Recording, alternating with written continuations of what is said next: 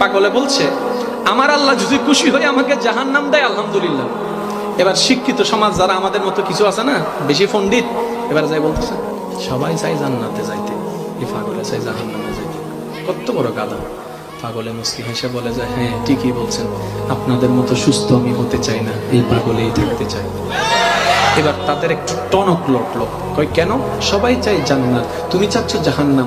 বলে যে ভাইয়ারা, আপনারা মনে হয় আমার কথাটা খেয়াল করেন নাই, আমি বলেছি আমার রব যদি খুশি হয়ে, আমার রব যদি খুশি হয়ে আমাকে জাহান্নাম দেয়, আমি সেটাও নিতে রাজি। বলে যে এখনো বুঝলাম না। পাগল বলে জ্ঞান দিয়ে রবের বিষয় বোঝা যায় না, দিল দিয়ে বুঝতে হয়। আরে শুনো, রব যখন খুশি হয়ে যাবে জাহান্নামটা জান্নাত হয়ে যাবে, রব যখন নারাজ হয়ে যাবে জান্নাতটা জাহান্নাম হয়ে যাবে।